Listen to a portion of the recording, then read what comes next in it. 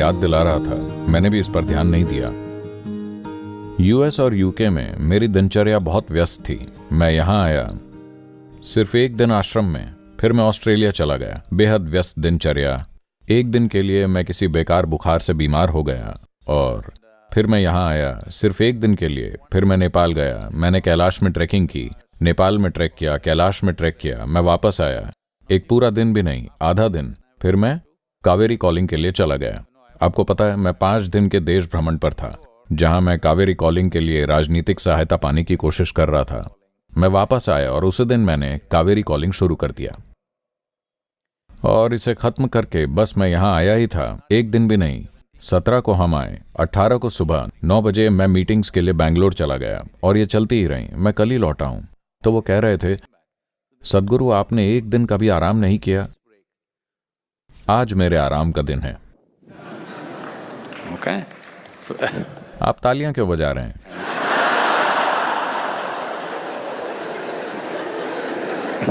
सुबह से फाइलों का ढेर लगा हुआ था और यहां पर आप सभी हैं You.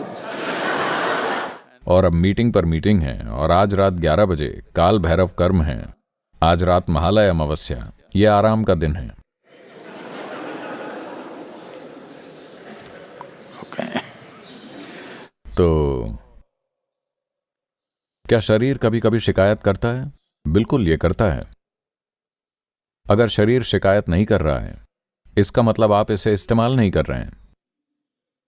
हेलो, इसे जरूर शिकायत करनी चाहिए, लेकिन आपको नहीं। आपको यही सीखना है। इसके लिए आप जो भी कर रहे हैं उसके प्रति भक्ति की जरूरत है। अगर आप में भक्ति नहीं है, शरीर से पहले मन शिकायत करेगा, भावनाएं शिकायत करेंगी, हर चीज शिकायत करेगी। नहीं नहीं नहीं, पहले शरीर को शिकायत करनी चाहिए, मतलब आप शारीरिक रूप से पूरा खींच गए हैं। फिर मन समझदारी से, मेरी तरह समझदारी से फैसला ले सकता है। आप मेरी तरह आराम कर सकते हैं, मतलब रात में सिर्फ 12 बजे तक आप काम करते हैं, सिर्फ आधी रात तक। उसके बाद आप सोते हैं, नहीं तो सुबह 2 बजे तक काम होता है। आज आराम का दिन है। अगर आपका शरीर यह महसूस नहीं कर रहा है कि जीवन कठिन है, शरीर, मन नहीं, अगर आपका शरीर यह महसूस नहीं कर रहा है कि जीवन कठिन है, इसका मतलब आप कोई सार्थक काम नहीं कर रहे।